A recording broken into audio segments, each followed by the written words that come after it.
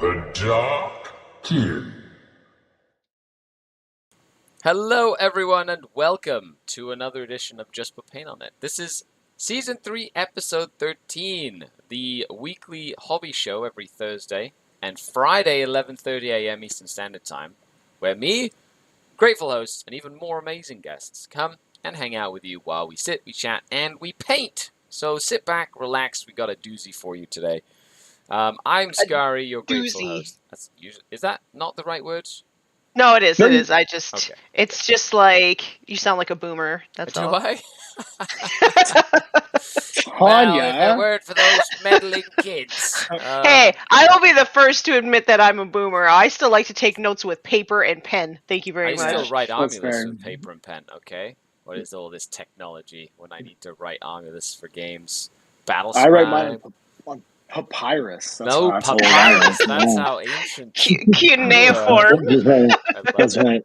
I just feel attacked. That's fine. I'm working on continuing to work on some grotesques. That's what I'm doing, or some standing grotesques, and this rack, which I'm probably going to put some paint on today. Gonna do some highlights on the skin, just get some work on them, nothing crazy. I'm preparing to go to a GT next weekend, so I'm just getting some competitive shenanigans ready for that. And introducing my wonderful co-host, Tanya Gates. Why don't you tell people where you are, and where you're from, and where people can find you? I'm from Canada, but the other side of Canada. And I like to paint miniatures and play some games and be nice and roll dice. And yeah, you can find me on my own YouTube channel and on Forge the Narrative podcast and Instagram and my Patreon, if you're so inclined. You can say that louder. She has a Patreon, okay? Check her out. Give us some support.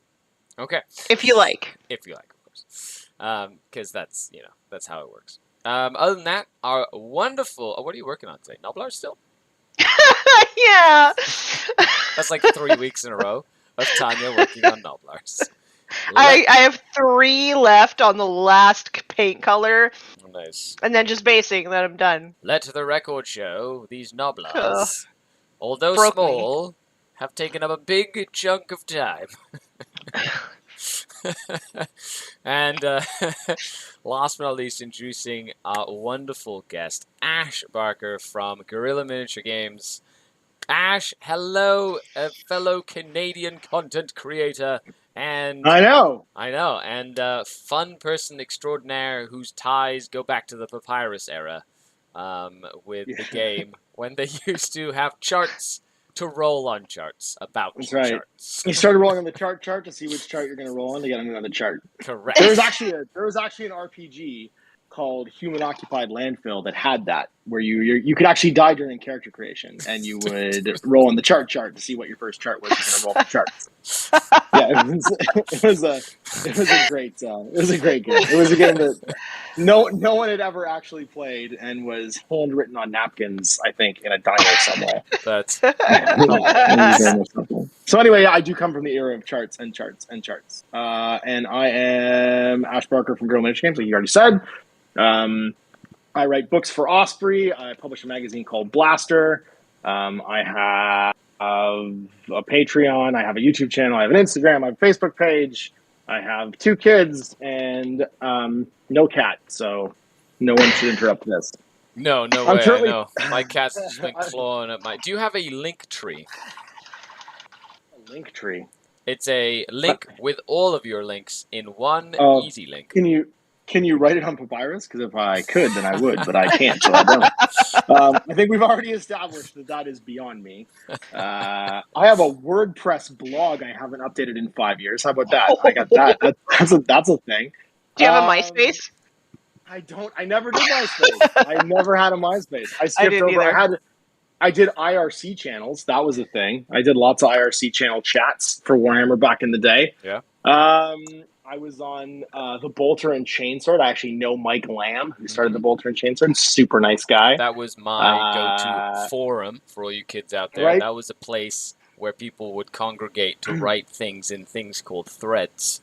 That's right. I played a game against Russ Wakelin, who built Daka Daka. Yeah. In the 99 or 2000 Grand Tournament, Canadian Grand Tournament, way long ago.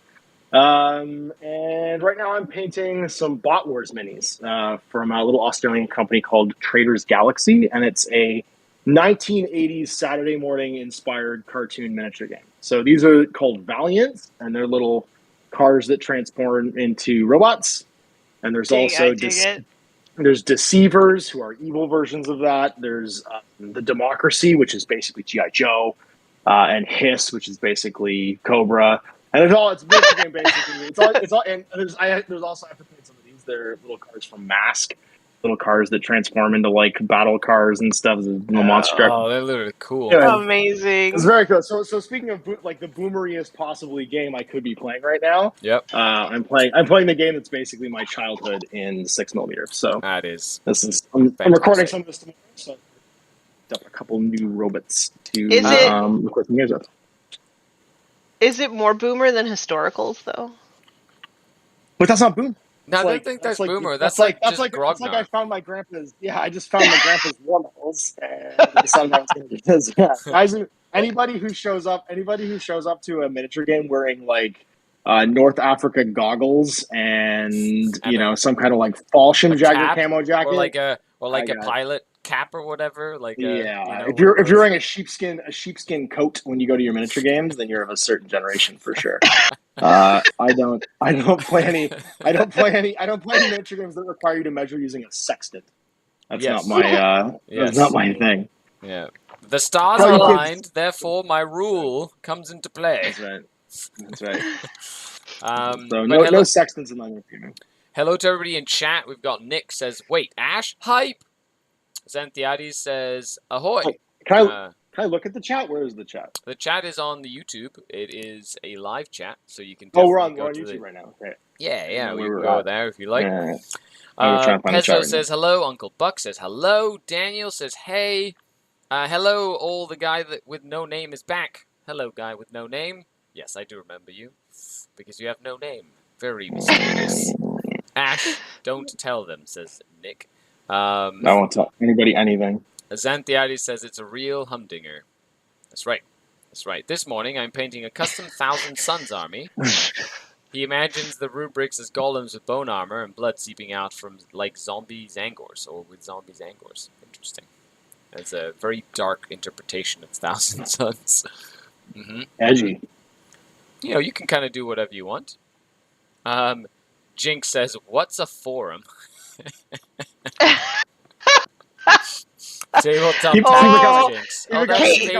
you're making me feel so old. Be as mean. I'm excited about this. Be as mean to us about how old we are as possible. This is my new. I totally enjoy that. We are definitely going to be. We'll compare notes. Be like, what? Skari's the youngest out of all of us, too. I am the youngling here. That is correct. Yep. I remember when.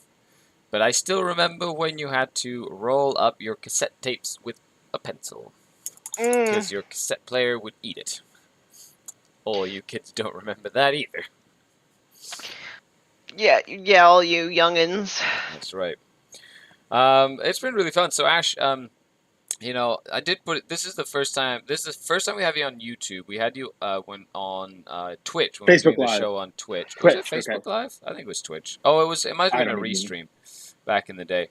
But you know, we're sort of like making sure that I do them on YouTube so that they get saved for posterity, and so folks can like, go back and rewatch them and things, because Twitch isn't really that user friendly with that sort of thing. So you know, you used to, for anybody who doesn't know who Ash is, well, Ash, you know, if you don't, then you should. But you used to work for Games Workshop. You were like part of the Canadian Games Workshop team, and this was like how you got started into wargaming in general. No. I've been in wargaming for many years. Prior to that, I started wargaming in '88.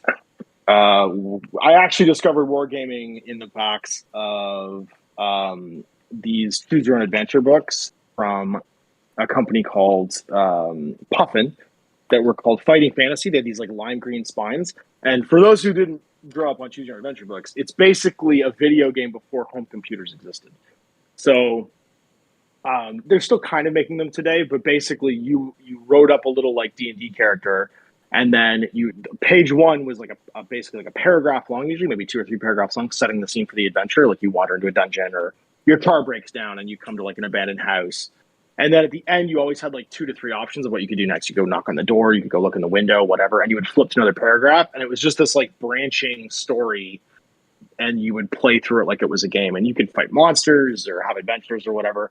But they were written by these 2 guys, Ian Livingston and Steve Jackson, who had founded this little company called Games Workshop to import D&D into the UK. And so in the back of that was their friend Brian Ansell's company, Citadel Miniatures, because he was producing D&D miniatures at the time, and they were selling them through their retail shop. And that was my introduction to Games Workshop, as I discovered this company just making like adventure models for D&D, through this like sort of light RPG that you could play by yourself at home with these cheap adventure books. And so from there, I kind of became obsessed with like finding them. They're pretty hard to find in Canada. Yeah. And I managed to find some at the comic book shop, and then my best friend at the time, who I was in Scouts with, his older brother owned a bunch of Citadel miniatures, and we would like sneak into his room and like try and play with them and stuff like that. And we were just kids; we were like 8 or 9, so he'd get mad and beat us up and kick us out. He was basically we got treated like I was Kevin McAllister for most of it. You know what I mean? Just getting like beat up and thrown out, and trying to feed me to his tarantula and all that stuff.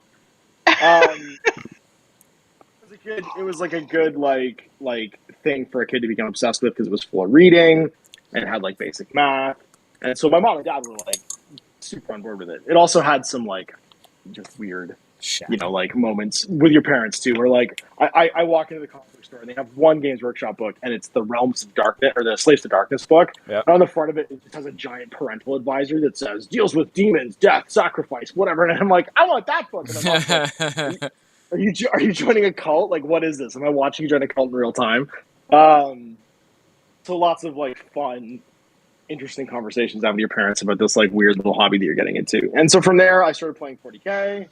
I attended some of the first like Games Workshop tournaments in North America.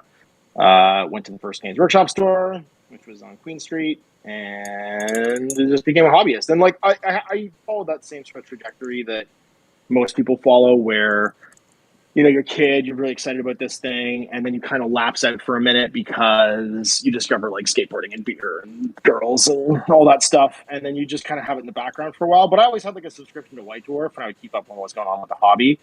And sorry, White Dwarf, by the way, for everybody who isn't the place where you just get your chapter approved articles. It used to be, before the internet, the place that you found out about Games Workshop stuff if you didn't have a Games Workshop store nearby. And so like that was actually a really big part of my. White Dwarf's effectively like what it used to be has been kind of replaced by the internet now, but it was the thing that kept me connected to the hobby for like, the 5, 6, 7 years that I lapsed out of it while I was a teenager. And then when I went to university, I got a, I need some beer money job at Games Workshop, and then that turned into a 14-year career there. Definitely quite the career. Now you've kind of did that transition into content creation. I think. I will definitely give you the credit where it's due. You were the one that inspired me to hop onto Patreon. Back in the day, I believe you did like a Kickstarter, right, or like a fundraiser. Yeah, to get the. I just did a crowdfund to get a camera. I just wanted a camera, and that went really, really, really, really, really, really, really, really, really far past my expectations, and so it ended up that I opened a studio instead. Yeah. And then I got a bunch of book deals, and we started publishing a magazine, and I would say that the content creation has kind of like turned into like the content creation isn't sort of like my primary focus anymore. I don't really chase like the subscriber count. I'm not really interested in like I don't do a lot of that stuff anymore to like try and build that, but it's a very cool way of like staying connected with games. And so it's a way for me to like play lots of games, hang out with all my friends. They're also fellow hobbyists, and I have like a huge talented pool of people that I get and collaborate with me and come in and play games.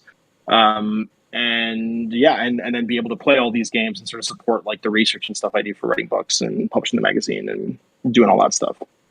Yeah, so it's been really cool. And it just means that I can kind of share what's going on with me. So I don't really make like specific content anymore. I mostly just share like, hey, what's the games I've been playing this week, and what's going on, and I review books and things I'm interested in, and sort of like people come along with me sort of on what I'm doing in my hobby. Yeah. No, that's really, really cool. I definitely I've been, I'm part of the little scheduling thing you have. I haven't been able to schedule a game with you, but I definitely was looking yesterday at the dates you have available, and I was looking at my calendar, being like, I need to set a day aside to go hang out with Ash again. And I will say, one of the Yeah, man. coolest things that I love about like how you do your, that I'm really impressed as a content creator, is how quickly you get new stuff painted and put on the table. Because you'll play like this new box set will come out on like release day or whatever, and like you're playing the new game with like all of the models painted. I'm like, Yeah. oh my gosh! And you don't send them out to get painted, do you? Like you paint them Nope. I yourself. everything that's on my table, the And person that's playing with it is painted it. Yeah. I find that admirable because I know how many models, so, Yeah, yeah. and I know how long it takes. I'm like, this is. Well, I find it's that times incredible. it's times lots of it's times a lot of companies too. Like it's not just Games Workshop that will have advanced copies out for review. Like there's a lot of companies Yeah. that do that. Yeah. And I'm pretty much like trying to try everything if I can. Yeah.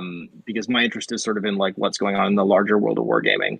I would say that most of that is skills from just being in the industry for so long. Like there's been a lot of like, it's 4 a.m. Games day is tomorrow. We need these models painted nights where you just learn to make painting kind of a skill, not a talent. And I'd say that most of the speed I have painting comes from not worrying about how I'm doing something. And I just kind of like go into like a fugue state where colors go onto the model. So I'm like, I'm not like a lot of people will spend a lot of time, and that's totally admirable. And that's when you're treating, I think, painting like an art where you're like, oh, is it this red or that red, or how is this going to set off this color, or like competition painting and army painting are like two vastly different things. And I think some people get really stuck on the idea that competition painting and painting an army are the same thing. And that's like that's more of a mental block to you getting stuff done than it is, I think, useful when it comes to just being like, no, I'm just gonna enjoy painting my toy soldiers and just get this stuff finished. So I think I've been doing it for so long that I'm just past that. You know what I mean? Like I don't sit and think like, oh, how am I going to paint this? I'm like, okay, time to paint a transformer, and I turn my brain off, and then I wake up like 15 minutes later, and the transformer's painted, right? Like it's not a and so like you're just not sitting there like staring at your color board for like 15 minutes. You're not like trying to production line too much stuff. And then the other thing is too, like I tend to focus on games like. I remember having this discussion with a bunch of like hobbyists that are sort of long time in the hobby, where because we're all adults and we all have responsibilities, sort of your investment in time to your sense of satisfaction becomes like a really important part of your hobby for you. Yeah. And I really enjoy games now that I can put in, a day or two's effort and then play like 3 or 4 games in a day. And so it doesn't take like 100 models to play a game, like I got to play a game with the new Night Haunts book yesterday. And it was great, and we had a great time, but it took like 4 hours, you know what I mean, to play one game. And some things happened in the game where like by turn 3, we're like, yeah, I'm pretty sure one of us isn't coming back from this, you know what I mean? And so you paint all this stuff, and the armies per side are probably a week or 2 of painting. And you get like a very enjoyable afternoon out of it, but you get to enjoy it kind of once in an afternoon, where I really like games where I can paint for like a night basically and play 3 or 4 games, and they're all engaging and they all like have like sort of a bunch of different possibilities in outcome. I think you and I actually talked about this once on my podcast, my now defunct podcast, where I was like, it feels like that satisfaction to outcomes ratio can get in a balance. And what does as like a company, how do you manage that? How do you like make a game where you're still trying to sell people as much stuff as possible, but also they need to enjoy that stuff, or eventually they're not going to come back and buy stuff. I think it was what we were talking about, the state of 40K at that time, because I think it was like 7th edition 40K. It was right before 8th, which I thought was funny. We had that conversation, and then they like blew up the whole game. I think it's really interesting that you talked about how that need to paint to a certain standard can stop people from even getting started, because we noticed that. So my husband and I started like an AOS group for specifically for people who sort of have social anxiety and we're having a hard time sort of getting out and playing because our local meta is really competitive. Right. And that can sometimes make it a little bit triggering for people who have social anxiety, who just are having trouble getting to the table, you know? So especially sorry, not to interrupt, but especially if you've just spent like 18 hours painting guys, and then and you walk into the gaming store and the competitive guy's like, "Why'd you even paint that? Those are garbage." And you're like, yeah. They just pulled your soul out of your body. Yeah. So we started this group, and then there was one guy in particular who kept asking us to like paint his stuff, and we're like, no, we don't paint other people's stuff. Like, we paint our own miniatures because that's what is fun for us. Painting for other people is not. And my husband sort of like took him under his wing and like really encouraged him and like he was like, this is how contrast works. This is what it looks like over a zenithal highlight, you know, and now he's probably the most prolific painter in our entire group because he is not too worried about like what it looks like. He's found the satisfaction in getting it done. Yeah, and it's so cool. Like, whenever he posts something in our group chat where it's like all finished and painted, everybody's like, yes, like cheering him on because he was like so anti-painting when he first started. So, and I struggle with that feeling sometimes too. Like, I've been painting these Noblars for 3 weeks, but they are going to be going into like my, I guess, quote, like known army. They'll be going into my orcs as well, so they have to kind of match. They have to be painted to a certain standard. But then after this, I'm going to be painting my Night Haunt army, and I'm going to speed paint that entire thing. So yeah, it's funny. I think that's that whole thing with like learning contrast paint or something like that is a wonderful like barrier remover, because I think that's what we're talking about, right? It's the same with like the analysis paralysis thing. Yeah. Like, the more you can remove barriers of people mentally to like what's going on, then the more all of a sudden you have this like ability to get projects finished and like have things done. And that's I think that more than anything else. Sorry, I just had my camera go for a second. Yeah, no worries. That more than anything else is like that powerful thing where you have a tool that will let you interact with the thing that you're excited about in a way that makes it a little less intimidating, and then all of a sudden you get that first thing done, and you get that snowball effect of like, oh, my confidence is up, and my ability to like, you know, enjoy the thing I just spent hundreds of dollars buying has like massively increased. And that's what a company wants, right? Like, and I think that was that conversation that we were having before, where it's like, well, at what point does my investment to enjoyment ratio get like so out of whack that I'm starting to like peel off and look for other things to do? I love finding little tools and stuff to also streamline the process. I've had a number of people say that like they have a really hard time picking color schemes and stuff, and then like I blow their mind by saying, yeah, I use an app. And they're like, what? Yeah, no, I use this app called Color Lab, and I take a picture of one of the paints that I think that's a cool color, and then it tells me what other colors to use. Bingo bango. Fantastic. My answer is always, sorry. The app. That just sounds really good. Yeah, it's called Color Lab. I don't know if it's for Apple. I know that you can get it on Android. But yeah, it's cool. I don't know. I don't have the Apple Store thing. Lab. So. Okay. Well. Yeah, COLOR though. It's spelled wrong. Not the proper way of spelling color. That's right. Not the Canadian way. That's right. / King's English way. I was gonna say, sorry, just to like riff off what you were saying there, is my response to like I'm having a hard time choosing this color scheme thing is the best color scheme is the one you finish. Doesn't actually matter. Like, if your army's done, then color scheme. If your army is gray plastic, then your color scheme is probably not as good as if it was done. It's also funny to me because, like, I think a lot of people spend a lot of time thinking about it, and it's like, well, you know, it's just paint, right? So if you don't like it, you could just try another color and see if you like that one. Paint over it. Yeah. Yeah. Well, and that's that same. I think that's that same analysis paralysis. Like I keep throwing that word around, but it's like you feel like you only ever get one shot at this. You know what I mean? Like I'm gonna screw it up and then it's all over. And it's like, no, just make a mess. It's like everything yeah, else. Make a mess. Get it just done. Make a mess. be okay, like doing the mess. But going back to chat, Skari, have you heard that subs can be gifted now? On what? On YouTube? Probably Twitch. Twitch is normally the case, but YouTube, like subs to like YouTube Prime or whatever. I don't think I have Oh, that yeah. set up. It's just mainly super chats and stuff on here. Yeah, I don't make enough hidden content to set mine up either. Yeah, exactly. I don't like the Patreon is where like all of that stuff just goes up anyway. Real Mr. Fish, hello. Nick Denty says it's a nice studio. You need to get out there. Oh yeah, Nick's who I was playing yesterday. The Night Hunt. I was Yeah, playing Nick's Emerald Host.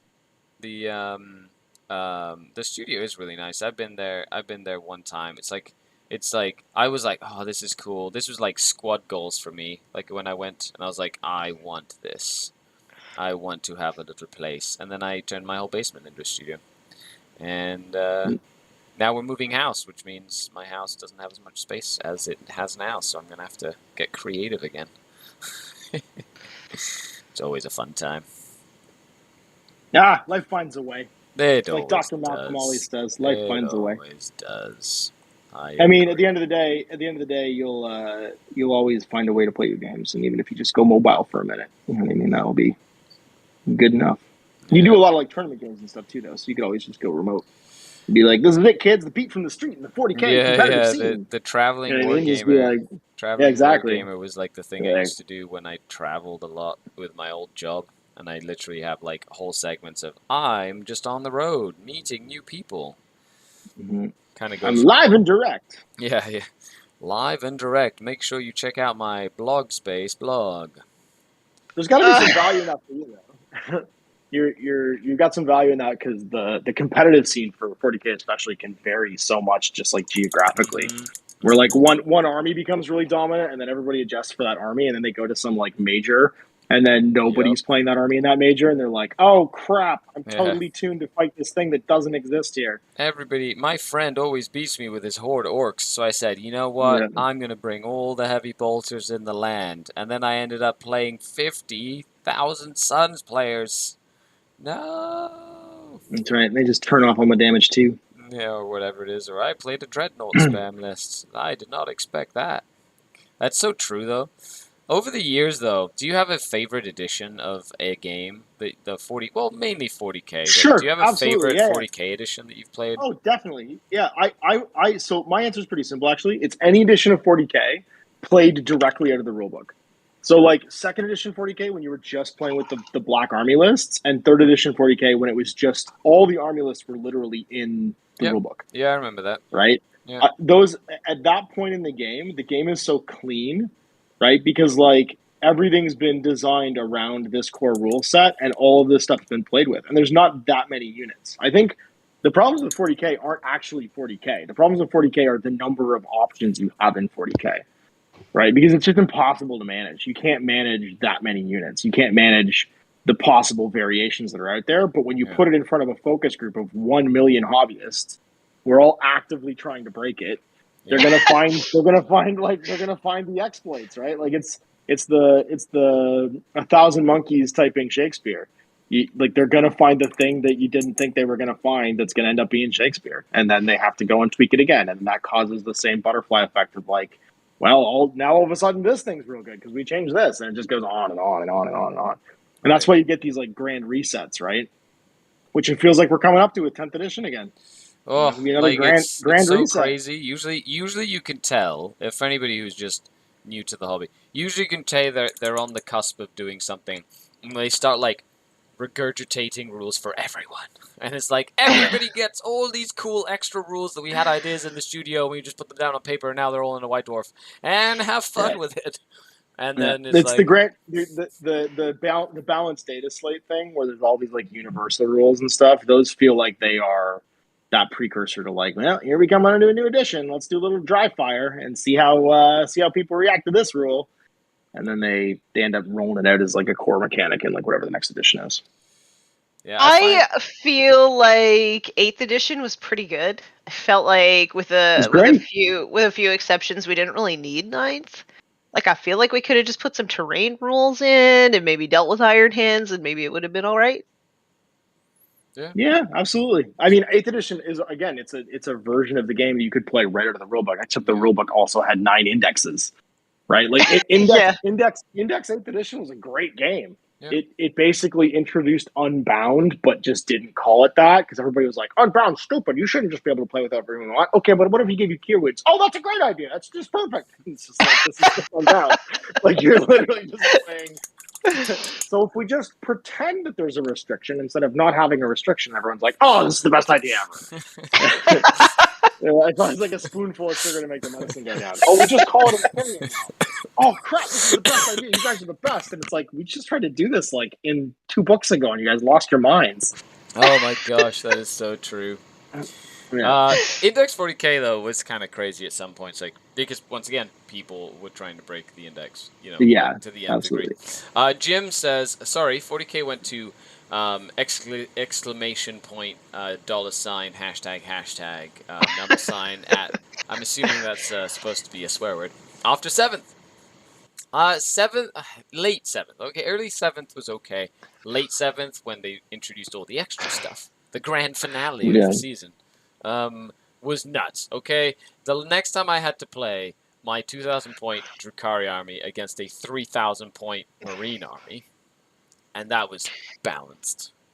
Yeah, sure. I think the late 7th was, the problem with 7th was just, they introduced super heavies and flyers as like an expansion at the end of 6th, and it was the only edition that was really like 6th and 7th are one edition, but they just like re-released the same core game with a slightly different rulebook to put these 2 expansions in it. And so you all of a sudden had this haves and have-nots dichotomy where the Imperium had all these super heavy vehicles and flyers, and everybody else kind of had some flyers, but it didn't really balance out. And then they started introducing the formations, and half the game was spread across like, you had all those data slates, and like I would show up to a game of 7th edition late in the edition and not even know what if my opponent's army was legal or not. And I think there was actually some drama with that too, wasn't there? Like a major where like this guy said he's using these formations, he just literally made them up, and the TO's like, sure, that sounds legal, whatever, and like he's just some made up formation because no one really knows where all these formations come from anymore, and he like won the event, and it was all these formations that like weren't legal, or like something where like the combination of units was so like who the hell even knows anymore that they couldn't keep track of it, and it became just a total mess. And it's funny up. To be honest, I found this. I played a friendly game against my brother on Tuesday night, right? So once a month, my brother and I get together. We play a game. I'm not allowed to film it. I can take pictures, but I'm not allowed to film it for content because it's just between bros, okay? That's good. Yeah, I know. He vetoed me filming our games many years ago. Awesome. Which is actually it's a blessing. You should do it though. It's a blessing. Like honestly, for you. It's not work all the time. Correct. It's not work. Correct. It was it was a big eye-opening thing for me because I was so like I want to do content all the time, and I had to explain this to like there was a couple of people hanging out with us because we did it at mini wargaming in the studio, like the guests and people who were staying over, or whatever, and I was explaining to them why I wasn't allowed to film it. The table was amazing. We took pictures of the table, cool table, like terrain.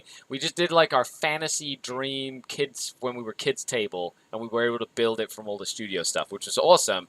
Then we played a game, and I built a word bearer list. With like word bearers, like an apostle and a master possession, like a bunch of different stuff. And then I was like, I'm going to summon a unit, and then. So I ended up summoning a unit. By the end of it, I had 5 books in front of me. And I was like, why do I need 5 books, like hardback books, to play this 1,500 point game? I was like, this makes no sense. And I'm flipping. There's literally a TikTok. There's literally a TikTok where it's like going to my gaming store to go play with my Space Marines, and he like throws down like the hardback core book, the Space Marine Codex, the supplement, the balanced data slate, the this, and it's like he just keeps piling like things, and he's like gonna go play a 1,000 point game, and it's like literally like this much books he has to take with him. And he's like, and then it's just I think it cuts to him like doing like squat thrusts, like he's warming up to like go put it on his backpack, and he's like the hardest part of getting a game now is the cardio, and he has to get ready to like lift all his stuff. I was like, that's so actually super true. Like you need a great deal of stuff, and it's like it feels like that. And this isn't a criticism because this is how companies make money, but you're driving releases, and every release needs to be accompanied by a book. And at some point, that just gets out of hand. You know what I mean? Like that's just you've done it. If you're doing 52 releases a year, well, eventually you're just completely out of hand because we've just gone so long that now it's time to push the big old reset button because the car's out of control. Do you know what my absolute favorite thing is when I go to play Age of Sigmar at the game store when everybody else is playing 40K? Is you pull out the General's Handbook and the 40K players look at it. They're like, "That's really nice," and then you go, "Yeah, check it out. Still has rules in it." And they're like, "What? Yeah. Why don't we have something this good?" What's funny is that's my number one criticism, I think, of Games Workshop having two design studios. Right, because there's an AOS design studio and a 40K design studio, and for a while they were pretty in sync. Yeah. But like, if you just look at the product design of the General's Handbook versus the chapter approved book, it's like, wait a minute, is this the same company? Because like the General's Handbook is like spiral bound, so it lays flat. Yeah. It has hardcover end to end. It still has the core rules. Tabs. It has tabs. Like, it has all of the siloed content. So like, even your endless spells, all the universal content is reprinted in there. So you literally can just bring this one tiny A5 scale book to your tournament and have every single thing you need that's not in your battle tome. Yeah. Like, for the most part. Like, you might have an FAQ or like a I think it just doesn't have the... but like, it does have the core rules in there. So even like the battalion... the battalions and all the stuff, battalions, yeah. And that's my number one fear. Every time like the General's Handbook gets released, I'm like, oh God, please don't ever change. Like you've literally made the best possible supplemental material for one of your games, and you've been doing it for like 2 years now, and I'm so spoiled. If you ever go back from this, I will be like, I will be so disappointed. I will not be able to contain my disappointment for the thing that was. It was so I would be so disappointed too. I would probably do like a bunch of content where I'm just like crying, holding the old one and holding the new one, going, "Why?" That's right. I do the burn my dark elf army thing, except for the General's Handbook. I'd be like, "It's garbage! It's garbage! This is it! I'm gone! I'm out!" I would just go like full hyperbole and just lean into my disappointment. Just lean right into it and be like, I'm going to print my own, and just start calling like publishers and be like, can we just put this in a spiral bind? I'm just going to go find a Staples that can fix this for me. Yeah, I learned my lesson with the last one because my last GT pack, I threw it out before I got the new one. And like, then I was like, I could have spiral bound this with the rules. Damn it. Well, and I think it was the 2020 or the 2019. It was the same as the General's Handbook. Yeah, like the 2020 2020 was exactly 2020 was pretty good. And then the 2022. The one from this year. Yeah, it wasn't spiral bound anymore. Or something. I don't know, either one. Well, there's so many. But they were still, the thing is, they were still spiral binding all of the narrative books. All the Crusade books are still spiral bound and still lie flat and are still like the same way. But it's like, but wait, but not the chapter approved book? Like the one that 90% of the competitive players are going to buy? We're just going to do this one instead? It just didn't make any sense. Like that was, I don't care personally because I'm not going to be going to 7,000 tournaments. But when you look at something and you go, this is going to be the most like either used or pirated onto Battlescribe thing, right? If you don't want people to pirate this on a Battlescribe, then you should probably make it nice enough that it actually is a quality of life improvement over Battlescribe. Yeah. Like, 'cause that's the thing. Like, I think that their best sort of medicine to combat that piracy is make this something that actually is, worth the dollary dues versus having it for free. Because people will buy it. Piracy. You know what I mean? Like, and that's the thing. People will purchase it. That, they will. And if it's good, they will 100% purchase it because they're like, this is useful. That's it. And it's got to be more convenient than flipping through 17 different windows on your phone. But it's true. But when... And it's funny, like I actually quite like the AOS app. I have a subscription to Warmer Plus, so I have the AOS app. I have the 40K app. The AOS app is so much more user friendly than the 40K one. Yep. I'll suffer through playing through my codexes for 40K versus trying to like tab over to the next unit for the 40K app. And I'm like, why didn't you just? I guess construction wise, they couldn't really do the same thing with the data slates because the data slates present differently than and like same with the bit detachments present differently than the AOS ones, but like the AOS app for like just playability on the table is so much better. Yeah, I would agree. Well, to be honest, the only thing I use for AOS is like the War Scroll Builder. On Mhm. that's literally right on the website. Like Yeah, you know what I mean? It's just for list writing. Yeah. just a list writing. And then there's this other really cool website that's like you put your army list into it and it spits out your phase by phase like things that you have to remember to do every phase for your army It's so That's specifically. good. neat. I've never seen that. What's that called? Yeah, that one's I don't remember what the name of the website is though. AOS reminders. There you go. AOS reminders. Should be Yeah. called the. Don't forget your command point rerolls or something like that. No, it Yeah. literally if you put your actual list in. So if you've got like a command ability that happens at the start of the hero phase, it'll like break it down and be like at the start of the hero phase, don't forget you have the option to do these 3 things, and it'll list them for you. And he goes during the hero phase, end of the hero phase, start of the movement phase, and it'll literally break it down by phase. Yeah. So that Should be called like AOS coach or something, where you got a guy standing behind you being like, "Don't forget to lift your right arm. This is it. Don't forget." He drops his don't left forget arm to and lift puts the it- chalice and yell for the lady. That's right. He's Mac from Rocky, just being like, "He'll kill you to death, Rocky. You got to get your left arm up."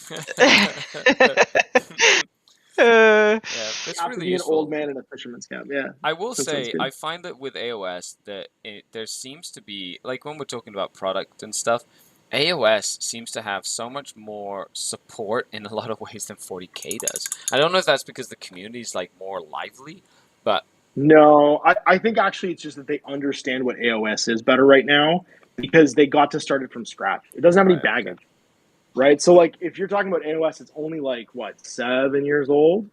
So you have a thoroughly thought out. This is what we're going to do with this product line for the next 10 years. Product because they got to go over and start from scratch. Whereas 40K has literally it's the Frankenstein of miniature games. It's had like some guy's arm and leg like bodged onto it for almost 40 years. And I think that the thing is that the consumer base for 40K is so big and has existed for so long. They have so many different expectations from the game. How do you make 40K what everybody wants it to be when your customer base is so divided between what the game should be? Like you and I have been playing for almost equal amount of time, but I don't have the same desire out of 40K that you have, right? We don't want the same things necessarily from the game. That's Correct. totally okay. But from the business's point of view, they're trying to hit like the most target rich environment of releases and plans and stuff. Whereas for AOS, everybody got to sign up to what AOS was going to be. And, it kind of started a bit with like the no point values and stuff, but that was kind of just like, let's just get people on board with the models and the idea and the whatever, and make it easy and accessible. But it's kind of established itself game-wise now. yeah. And it's just trucking along. Like it's just trucking along, providing exactly what we want out of it kind of over and over and over again. Yeah, I would agree with that statement. I think it's a great way to look at it. The zombie game of 40K is probably a very accurate description of the fact that it's literally a game that hasn't really changed much in so long, and the generations are changing and people are changing, and but the game itself takes a while to sort of change as well. I think it's catching up to its audience right now because there's a whole YouTube video that I should probably make, or at least a podcast maybe, that's called Standing in Circles and Pushing Buttons. And it's the evolution of game design over the last 40 years from people that grew up with imagination games that told a story to people that grew up on video games, right? So it's actually the designers making the game and the audience consuming the game that's changed more than the game itself, right? So if you have a game where the audience is now people who've grown up playing, and I'm gonna even date myself here, but if you have enough disposable income to be a fan of 40K, you probably grew up playing games like Warcraft, Counter-Strike, Halo, like League of Legends, and World of Warcraft. And every single one of those video games, the win condition from like a 10,000 feet up sort of point of view is you're standing in an area doing something, right? So like in Counter-Strike, you go to a room, you do defuse a bomb. In League of Legends, you go to the other person's base and you destroy a point of opportunity or a flag or something like that. And in old 40K, you had these asymmetrical deployments. They were telling a story. You're defending a shrine. Like in early 40K, up until almost like 6th and 7th edition, there was so much asymmetry and narrative in the games. They were emulating what those game designers grew up on, which is things like Dungeons and Dragons and these like pen and paper RPGs where you're telling a story. And wargaming was visualizing that story. Whereas today, most modern war games are very concerned about symmetry, right? Balance between the attacker and defender. Both of you have the same deployment options. Both of you are going after mostly the same goals. Mm-hmm. Both of you have the same scoring opportunities. Mm-hmm. And that's mimicking these video games that those designers grew up on. They're doing what they're familiar with for an audience that's familiar with that. Well, it makes sense considering you have to be like, to get points, you have to do an action in this area. Exactly. And then an action in that area. And stand over here for so many times. And the first video game, or the first miniature game to do that was War Machine. And War Machine, you'd literally walk into a War Machine tournament and there was no terrain. There was just circles and squares and buttons. Yeah. And people were standing next to them in circles or squares pushing buttons. And that was literally the game. And if you look at even today's 40K games, they look more like mid-2000s War Machine games than War Machine did. Because War Machine was kind of the first early adopter because they had a young design studio that didn't have these like 40-year veterans in it like Games Workshop's design studio did. And now you go to Atomic Mass Games and Marvel Crisis Protocol, and all of those are standing next to circles or standing in circles pushing buttons. All of these game systems have adopted a video games transferred into the real world in front of us win mechanic and game mechanic. And Games Workshop's kind of holding out a bit with the narrative play and stuff like that and asymmetrical sort of like other ways of playing the game. But even the narrative play is still just ITC 40K. But with like, if you did this, you get some experience points. Your guys might get better or worse if they die. Right. And that's okay because the audience is of an age where that's what they respond to. But I look at that and I can play that. If I play 10 games in a week, I can play that 3 games and find it interesting. But when every game I play starts to have that same mechanic, I start looking for other things that don't give me that. And so that's where like I really enjoy games like Relic Blade, or I enjoy these other games that don't usually have that same sort of like win condition. Yeah. Because both sides being symmetrical and moving my pieces over to inside of a circle and then doing X or Y action that completes button push or whatever it is. Yeah. It is becoming so prevalent in game design that I'm like, it's like it's the Matrix thing. I don't see the ones and zeros anymore. I just see the circles and the buttons, and I'm like, it's just the same game. Like we're rolling different numbers of sided dice to complete the same actions, and so I can't like get engaged with it, get excited about it. Right, makes sense. Mm-hmm. Well, it's an interesting way to look at it, because personally, like when you kind of break it down, that actually, you think about it. That's an accurate representation of, I guess, what the game is right now. And another thing is with the speed of releases. I find that I think one of the biggest things is like the overwhelming amount of information and overwhelming amount of stuff the Games Workshop, for example, has been releasing specifically. Because for the longest time, I feel like as gamers we were always like, give us more, right? Because there was areas or times when it took 13 years to update the Dark Eldar Codex, for example. We didn't get FAQs. Not bitter, but sorry. Yeah, like it just took forever, and so now they're finally like, hey, let's just give them a bunch of stuff. And now we're like, oh my gosh, I can't keep up. Like even as a content creator, I can't keep up with everything. It's just impossible for me. I just can't do it. So I think the interesting thing as a game designer, the interesting thing about that is you're talking about psychic load versus interactive load. And the psychic load for 40K, in particular, of all the Games Workshop games, is so high because you have the direct like on the table stimulus in front of you. You can see the game state of the battlefield. You can see what's happening in front of you. You can see the movement of the miniatures. But then the psychic load is all the information you can't see that's hanging above it at 10,000 feet. And that's all your stratagems, your combinations of stratagems, your current mission actions, your minor objectives, your major objectives. And the weight of that is distracting you from actually appreciating what's going on in the battlefield in front of you. And I think that's where we start to as sort of veteran gamers get suspicious of like, oh, every time I feel like this about the game, that's when they just completely wipe the slate clean. Like when the weight of this starts to get too heavy, that psychic load starts to get too heavy, that's where we start to like it goes away all of a sudden, because you're multiplying that by campaign book stratagems, by armies of renown stratagems. So like you could have an army book and then also have the armies of renown stuff get them on top of that, and then there's what my opponent's stratagems can do, and I have to always be mindful of what they're capable of during their turn. And like to be competitive, there is a certain type of person that is actually for, right? That League of Legends player who loves being able to anticipate what 900 different characters can do. That's the same. I think it's the same. Like that's the same sort of DNA of like the Magic the Gathering player, the like competitive like Pokemon player. Like those people have a very specific kind of like want from their hobby.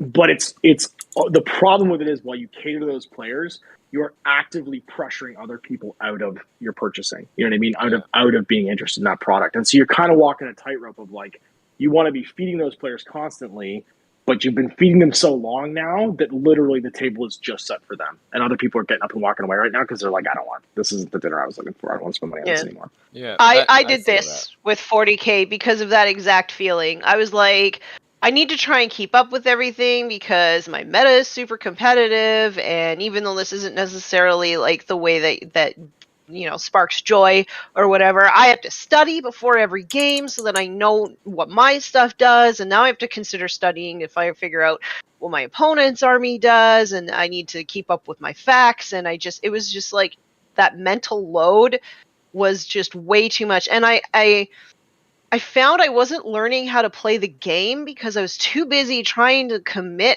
all of this information to memory, and it's information that could just change the next week.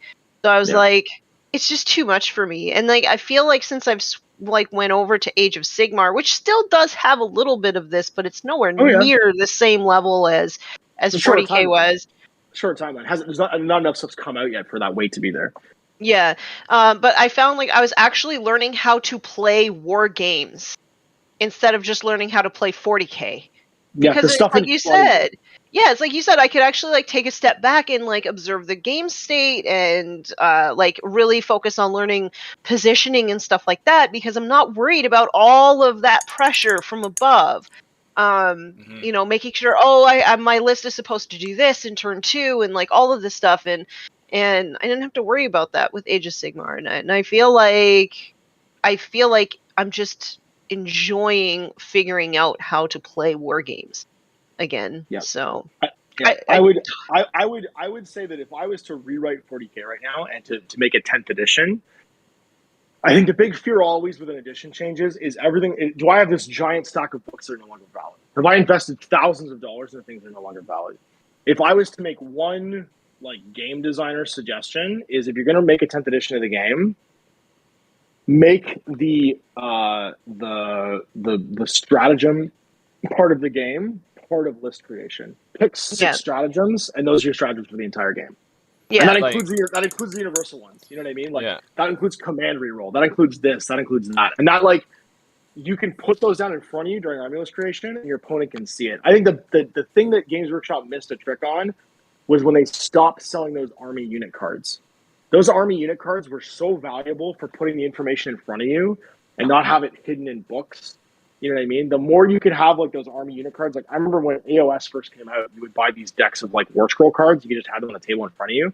That was such a valuable commodity for demystifying the game early on, because you could just at a glance see all the information you needed. And I think stratagems, you have these decks of stratagem cards already that came out that literally, like, how are you going to pay attention to 54 cards at the same time?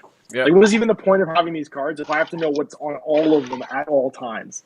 It's just it's an insane amount of information. And you could cut the psychic load of 40K out, where you could just shift it back to the pregame and be like, I only care about this right up until I walk up to the table, and now I care about 6 things. And all of a sudden, all that weight comes off, and you're just like, you're done. And you have the universal ones not even be part of that list thing, so it even cuts down more, where it's like, well, if I want to have a command reroll, that's going to be one of my strategies I'm going to take, because my commander has to be good at doing this. And you just have this cutting through basically of that information to, it becomes player choice, it becomes part of army list creation, and it's no longer relevant as soon as you walk up to the table, and you don't have to care about it. It can just go away. It's funny too that you mentioned that the like all those stratagems and stuff like that is really enjoyable to a certain amount, like to a certain type of player. Like I don't know the logistics of how it would work, but like could you create like a competitive Warhammer set of rules that's separate from just matched play, right? It was So called ITC. It was called ITC. That was it. yeah, For a long yeah, time. But then they stuck it in the rule book. Like that was the yeah. thing is like in 8th edition, ITC and 40K were separate. Now they're the Mhm. same thing, right? Yeah. They onboarded all that stuff, and I think that was the problem was you all of a sudden put the wolves in the hen house, and a lot of players felt like they had to play this way all of a sudden, and it Mhm. put social pressure on them to like, oh well, Games Workshop's validated that the ITC way of playing games is the proper way to play their game, and so now I guess I have Yeah. to play this way too. And again, you got people getting up from the dinner table and walking off. It's funny because I would like something in between because I like Crusade, but I find sometimes like the bookkeeping is like a little bit too much if I just want to play a pickup game.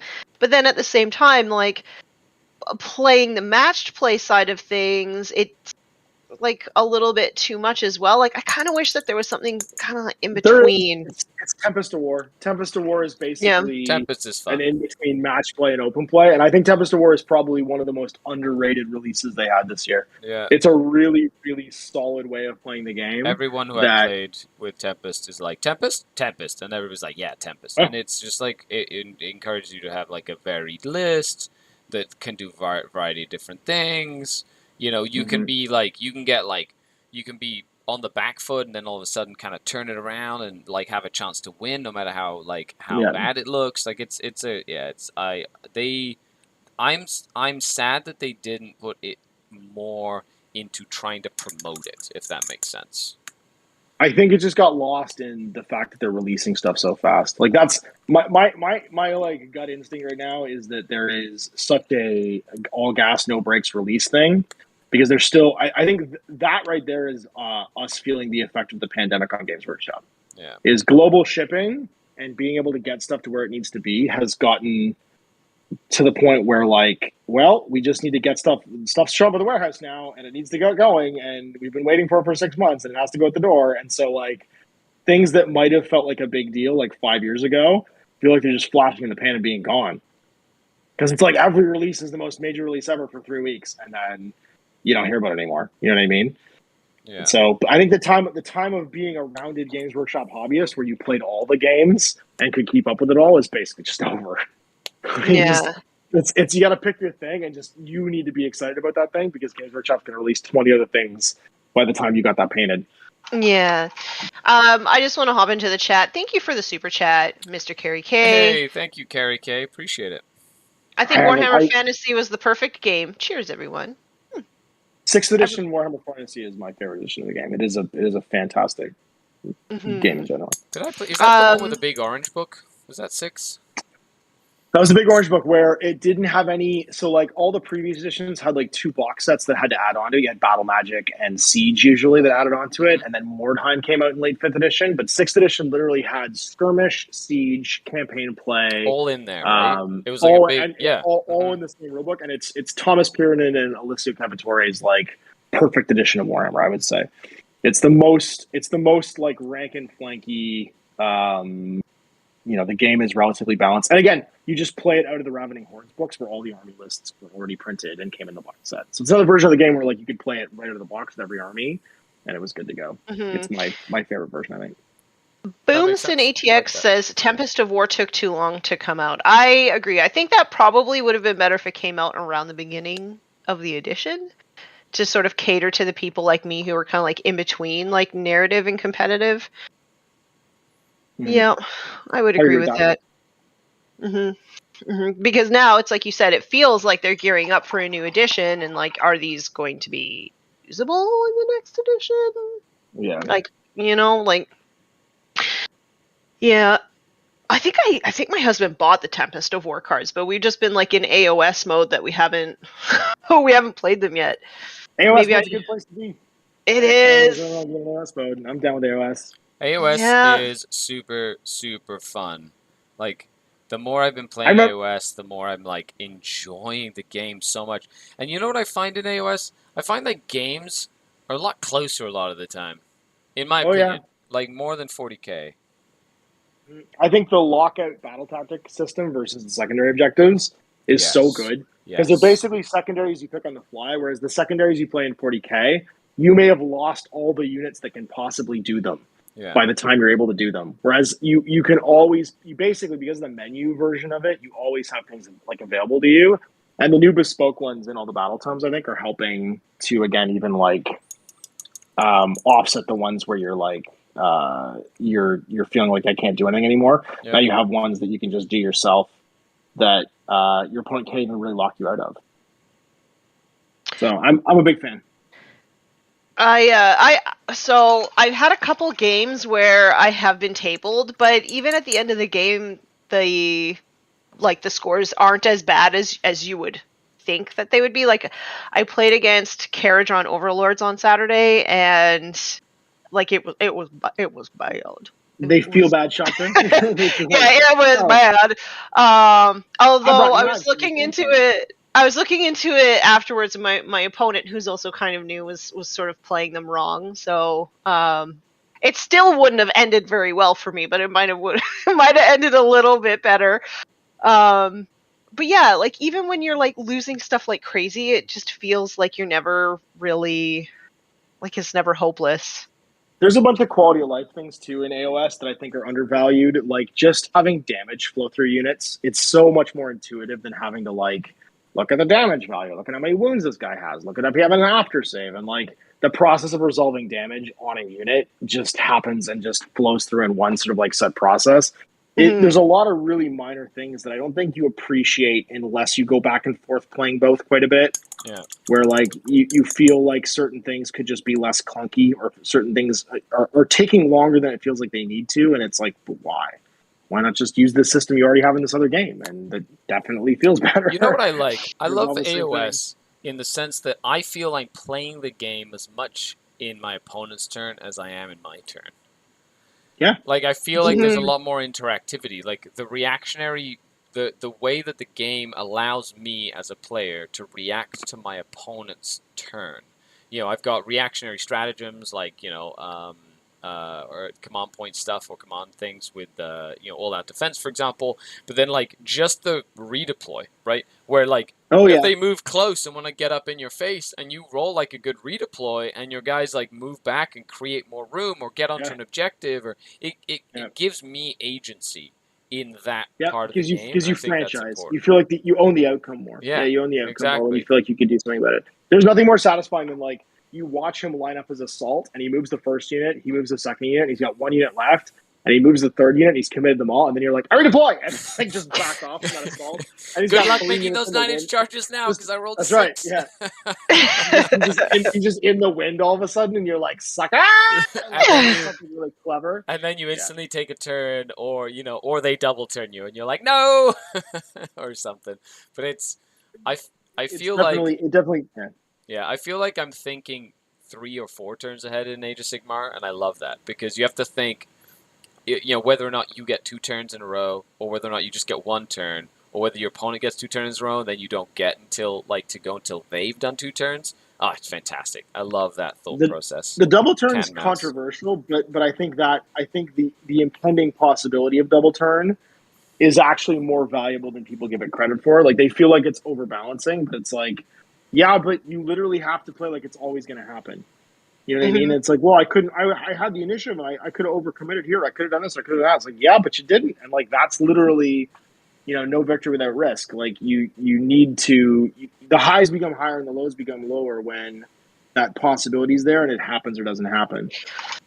I will say that the biggest points differential games that I have seen have been with my husband, because he overcommits. He's a very aggressive player, so he likes to commit. He likes to get tucked in early, and so he either like blows people out of the water or he gets blown out of the water. It's really interesting to watch how he plays the game, because it's completely different than how I play the game, which is super defensively, and I just always assume that I'm going to lose the priority roll. Yeah, and he's like, I'm gonna play as if I'm gonna get it. And it's like, okay. There's always going to be a tomorrow. And it's like nothing, 80% of the time, this works all the time. Like, Yeah. well, Yeah. that works. I think that's cool Yeah. though, because it makes you feel like you're growing always when you're playing that game. Yeah. And there's always something to learn. Yeah, it's really interesting when we play against each other. One, we get really salty, but the second thing is because we have like completely opposite play styles on this like spectrum of aggressive defensive. So like he'll do things and I'll be like, "No, you shouldn't do that," but he doesn't realize he shouldn't do that because he doesn't play the way that I do. So it's really like from a psychological standpoint, it's actually really fun to play against him. But he's also like really predictable, but I'm sure I'm also really predictable as well. So you're like Lucy with the football. You're just sitting there holding the football, and you're waiting for the comment again. Oh, Charlie Brown. He's like, this time you're gonna hold the football, right? And you're like, yeah, oh yeah, this time I got to. It's gonna be fine. Yeah. She never a lot holds of the quiet football, bedtimes. okay? A lot of quiet bedtimes.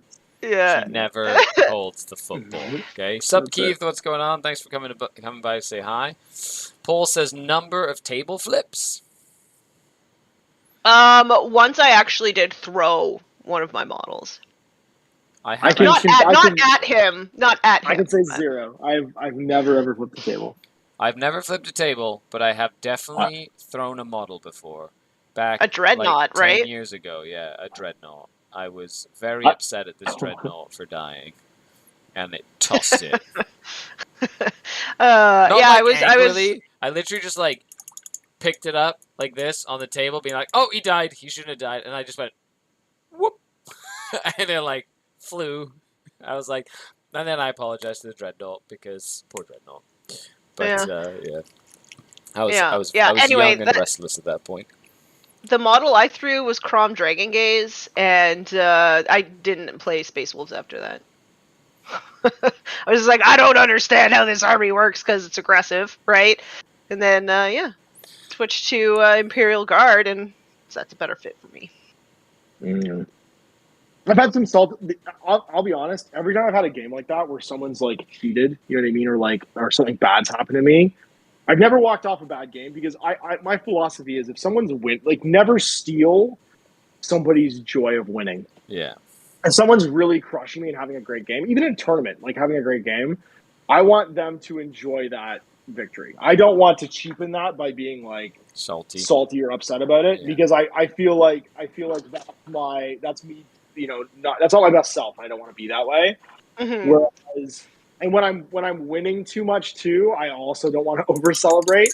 But I have had games where I just shook hands with the other guy and walked off. I've just been like, cool, that's it. You get 10, and I just walked off. And it's because I don't want to. If a guy is actively being disrespectful or actively, it's like you really want to win this game to the point where you're like, I'll just GG. So you can have this game. Like this is not a way I want to spend the next like hour of my time or whatever. That's you right. know what I mean? I've walked off from a couple of games where like they're being belligerent or they're like the one that always kills me is they call you on something and then immediately do it during their turn. And you're like, didn't we literally just talk about that? Like it'll be like oh, I didn't mean to do that. Like, oh, sorry, man, we're playing a tournament game. There's no takebacks. You can't do that. You can't remove that thing. And I'll be like, oh, okay, cool. You know what I mean? Like after and then like he'll immediately go for a take back and I'll be like, wait, I thought we weren't doing take backs. He's like, come on, man, you want to play that way? And I'm like, you literally just like told, you know. So this is a one-way street, I see. Good game, and I'll just shake hands and be like, I'm done. All right, cool. You get 10. I'm out. Yeah. And honestly, that I tend to find that punishes people more than any kind of like TO call over because you're just like, I'm out. I'm done. Like we aren't the same kind of hobbyist, and I have no interest in this. I will say that it is a pet peeve of mine when I beat someone who has like a much better list than me or a much better army, quote unquote, and then they only lost because they rolled bad.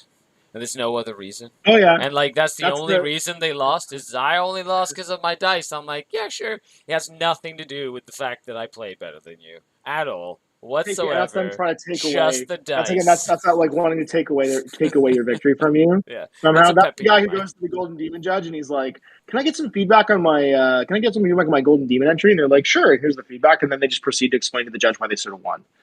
You know what I mean? You're like, oh yeah, well, I wasn't actually looking for feedback. I just want to tell you why you were wrong for judging me this way. And it's like, cool. It's a great way to network with people. People love when you do that to them. That's right.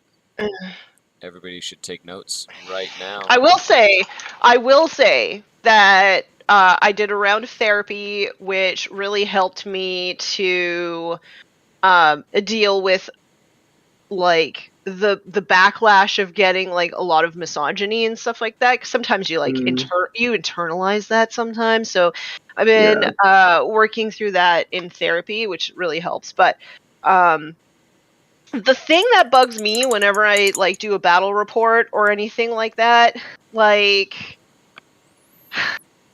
for play on tabletop is like the best one. They'll be like, oh, her opponent brought a soft list or whatever, right? And then like to me, I just automatically think, but you don't know anything about the game because like I brought a Morkanaut and a Gorkanaut, so like obviously my list is super tuned as well, right? Yeah. Yeah. Like in my last one, I finally got a win in a battle report, and like a bunch of people are just like, yeah, it's because she brought like meta Custonies, and I'm like, this is literally a Highlander list. This is a list to like sort of show off my collection. But yes, take my win away from me and tell me it's because my opponents went easy on me, even though I submitted my list first and said, here, tailor to this. There's a lot of that I find on the internet when someone's watching their own army get played by someone else, and they feel like they need to defend. They need to defend their investment. They're like, oh, my army's not this person just played it wrong, and it's like you're not even playing in this game. Like, where's this commentary coming from? Like, I don't even care. I used to get a lot of. She doesn't even know how to play this game. Meanwhile, I'm like 1 and 2 point losses.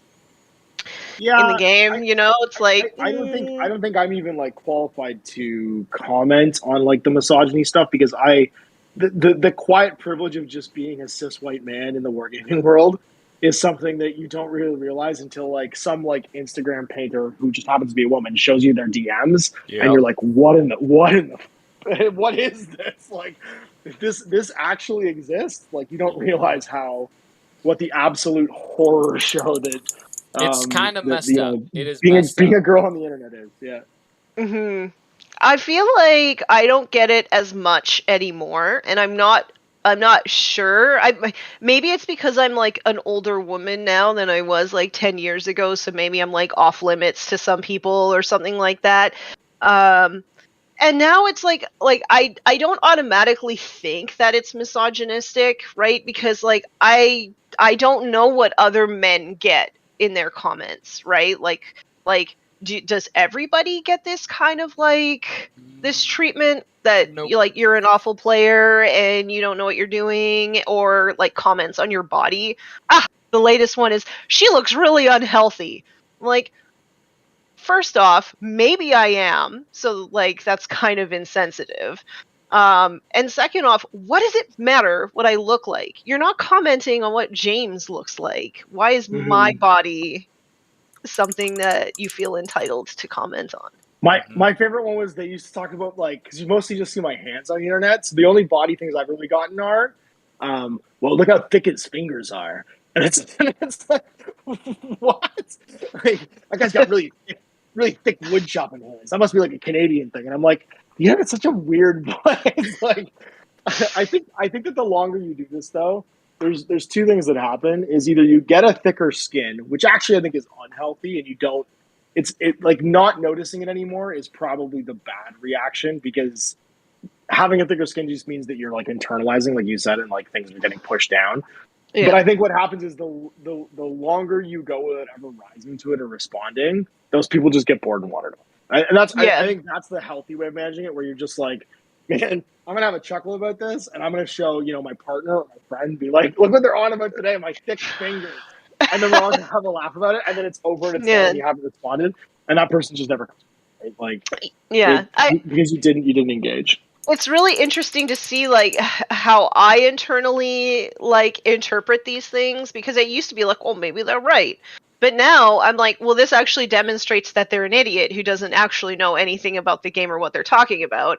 Or the alternative is, well, they couldn't actually attack anything about me as a human being. They couldn't attack anything about how I handled myself in this particular piece of content. So they had to, pick the low hanging fruit and pick on me for my body, Yeah. which, like, who That's cares? the lowest level of trolling. You know what I mean? Like that's not even smart trolling. It's like give you're me not something even. better. That's okay. Real creative, Mr. Troll. Yeah. You know. Yeah. Like, Could you be so original? Like you have to creative. realize I've seen it all now at this point. I've seen all the possible internet trolling. You need to actually like that's why the thick fingers thing I remember, because I'm like, it's the only time anyone's ever commented.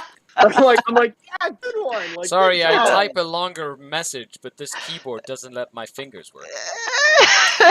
Like, I don't even know what's happening right now. Yeah. And so for me, it's like I kind of celebrate handling it in a healthy way, Right. personally, and I think that the best medicine to that is you foster your own healthy community, and eventually when that stuff happens, the community just eats them for you. You know what I mean? Like those comments come on my YouTube videos now, and like the regular viewers that watch YouTube videos, like what is wrong with you? Like it just kind of like naturally selections itself out, because the other viewers go along and they'll look at the comments, and if there's something that's totally insane, just be like, what is happening in your day today, buddy? Like where did you go wrong? My favorite is when the guys in comments be like, this guy was not raised right. I don't know what happened, but somebody like, dude, I don't know what happened in your childhood, but you clearly weren't raised right, and I would offer you a hug if I ever met you in real life. I just wish that oh yeah, the other thing was somebody told me I was a bad player because I didn't pre-measure distances. I didn't have a pre-game talk with my opponent and all of this stuff. And I'm like, this was one of those ones where I was like, you're an idiot, because like who can play an actual game from start to finish of 40K in 40 minutes? Obviously things are needing to be cut out of this, so they're not going to actually show each measurement that I do. Yeah. It's like they're not going to show you the pregame talk, right? Like before you kind go, of assume that's right? Like you kind of assume that happens, and they're not going to put that in there, especially in 40K. That pregame talk can take forever. So There's thankfully a lot of for stuff to go me, through. yeah, I was playing against an orc player, so I kind of knew, like most of the stuff that he was capable of. my favorite is when yeah. I'm playing a solo miniature game and someone's accused me of cheating. I'm like, who am I cheating against? Like, I think what you meant to say was I got a rule wrong, because if I'm cheating, then who am I cheating? Like, who did I just wrong? Who got wrong in this? This is unwatchable because of all the cheating, and I'm just like, I'm literally playing as myself, man. Like, what's happening here? This is a one-player game, bro. Did you see a ghost? Like, what? Just like, I'm seeing people I'm not seeing. What the heck? Yeah, it's good times. Stuff you only get when you're putting yourself on the internet for 7 years. Thanks for the super chat, Mr. Kari K. Says, doubt is misogynistic, but this hobby has a lot of insecure people. Lots of people. Every hobby. Yeah, every hobby does. does. Yeah, I'm almost positive most males being rude to females is hating what they can't have. I'm positive that'd be 90% of it. Well, a lot of just hate in general, people just being mean to other people, is because they have issues that they haven't dealt with internally themselves. Right, and that's just like a psychological thing. Like the bully at school is the most likely to be bullied at home, for example. Like and be a total coward, and be a complete coward, and just covering it up with being like overly aggressive or whatever. And that's just like a way that it works. The same thing on the internet. And I feel like over the last 2 years, almost 3 years of being behind screens, with the pandemic, there's this whole generation of people now that just haven't developed the you wouldn't say that to my face mentality. Because it's easy to just type it on a screen or put it on the computer or whatever, and not see like the person's instant reaction to what you say, like the facial expressions and that like social interaction aspect of it. Doesn't justify it, of course. But at the same time, if you understand something, sometimes it's easier to understand why. Doesn't make it right or good or justifiable, but at least you go, okay, like, you're an idiot, whatever it is, and you're just being mean. Like, somebody should teach you how not to be mean. Yeah. Having been to a lot of gaming conventions in the last 7-8 years since I started doing this, I'll tell you what, the internet's never shown up to one of them. You know what I mean? Like, Yes. I'll walk around and I'll lose my voice over like 3-4 days talking to whatever 3,000-4,000 people are there. Yeah. And have a chat with all of them. And the guy, the internet troll, never once comes out in public and is like, "I told you I was going to punch you in the face if I was saying in real life." I'm just like, I'm waiting for that guy. And your fat hands. Job, you know what I mean? That's right, man. Right, let's see what your fat fingers can do. Like, no one's ever ready to throw thick hands with me. Yeah. But it's like it's just this bizarre posturing, I guess, on the internet that you just can't get past. It's always going to happen, and you just got to kind of deal with it. I think, like I said earlier, the best way of dealing with it is foster a healthy community in your own sort of like circle and sphere. And it just never becomes an issue. I've never once had it be an issue when the people watching are just as incredulous as I am. I like having normal viewers. I'd rather have a medium-sized community of regular people than an enormous community, half of which aren't functional humans. Yeah. I never really get these like comments on my own videos, with the exception of one. I did do like a women in competitive Warhammer video, which got some really interesting comments. But all the rest of my videos, they tend just to be like, the comment section is really nice. It's just when I go onto other channels that it gets a little spicy. Well, you create your own community, right? Like, at the same time, like when you're building like your channel or whatever, like that interactivity, if you surround yourself with positive people, you tend to get positive like feedback, positive results, right? Yeah. And if you go to a bigger audience, all of a sudden you're going to get a crazier result, right? Because if 1 in 10,000 people are crazy and 100,000 people watch the video, you get 100 crazies versus just one. Yeah. Ash, I feel like you need to get a different model for Wild in the Streets now that just has giant hands. I'll be Mark Hamill in Jay and Silent Bob Strike Back. Bong! I was thinking more like Ludacris in that one video where he's just got like the giant hands. I don't know if you've seen that one. Yeah. Oh yeah. The comically large hands. Yeah. I'm Ludacris's evil cousin, Ridiculous. Amazing. That's what I'll do. That'll be perfect. We got a question for you, Ash, and then we'll be basically rounding out and coming to the end of the show, which is crazy because this has been a fantastic conversational topic today. But the question is from Mir Beo 111. Ash, do you prefer Sigma to 40k at the moment? I would say I prefer. So, like, I've had this. It's funny because I've had this exact same conversation 10 years ago about 40k versus Warhammer Fantasy Battle, and it's that I love painting 40k armies. I love playing.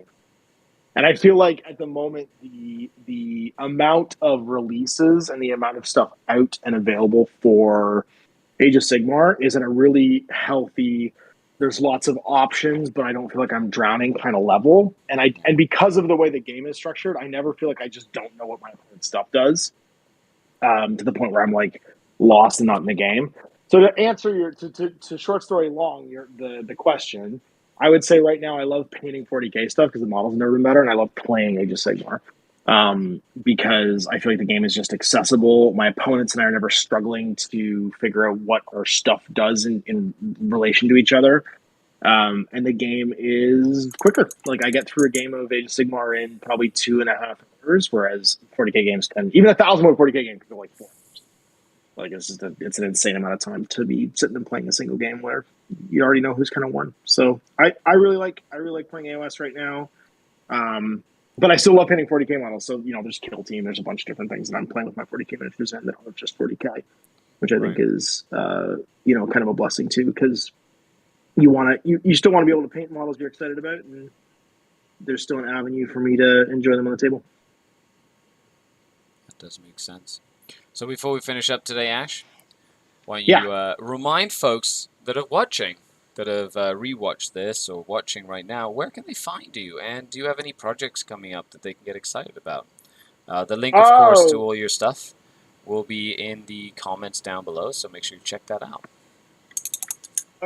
So things I'm currently excited about, I'm working on, if you're watching this in the future, go check out Blaster, which is my indie magazine with 5 other game designers and an incredible graphic designer.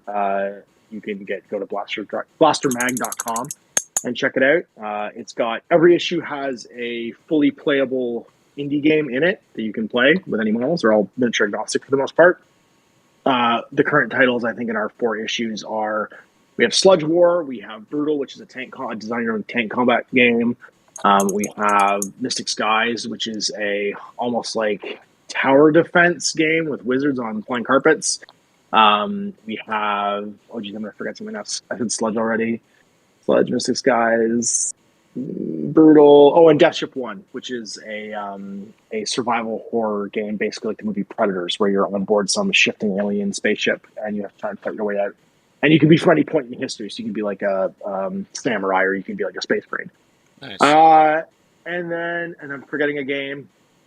I'm forgetting a game because there's 5 games, because we had one that had 2 in it, and it's totally blanking for me now.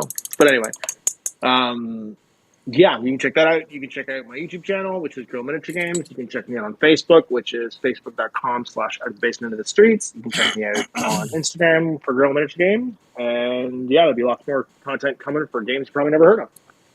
Which is awesome. Yeah, if you ever want to see like content for any sort of like board game, box game, miniature game, like fringe game, RPG, like anything that you think somebody might have a video on how to play it or like how it looks, you should check out Ash's YouTube channel, because he literally has like everything. And every week is like a brand new game. I'm like, zombies in space that eat lizards for a living while planting plants and terraforming the planet or something. I'd be like, this is a board game. Creeping up on 3,000 videos now.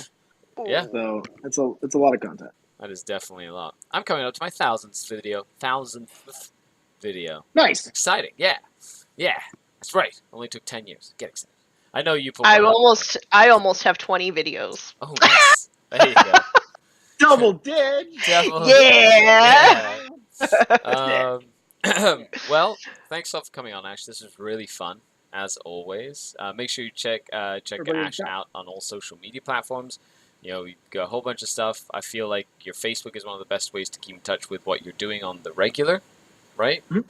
Yeah. Yep. And so a lot of stuff shows up on the feed about, from charity events that you're participating in all the way to like life things and things you're doing. So make sure you head on over there and check Ash out. Tanya, before we finish up, remind us where we can find you and what you have coming up. What do I have coming up? I don't really have anything. Well, I have an Age of Sigmar tournament coming up next month, so I'm going to probably vlog that for the first time ever. I'm going to do a vlog. And if you want to check that out, you could just go over to my YouTube channel and then hit the bell and click all and do all that stuff. And yeah, you can find me on Instagram. I do daily updates and hobby updates there. And I also do like the Twitter and the Facebook and stuff, but I'm less consistent with that. So, and Forge Narrative Podcast, new episodes out every Saturday. I love it. Huge shout out to all of you for watching. Thank you so much. Make sure you leave a like, comment down below. Let us know what your thoughts were with what we were talking about. Of course, I release content basically for free If you'd like to support the channel, the Patreon link is down below, and it's thanks to the Denizen community I get to do this, and I hope to do more of it. So thank you so much for everybody who supports in any way that they can. Other than that, I've been Skari, this has been Tanya, this has been I'm Ash. Ash, and don't forget, when in doubt, to hashtag, just put paint on it, because that is the solution to all your problems. Every single one. That's right. Bye, everybody. Bye. Ciao.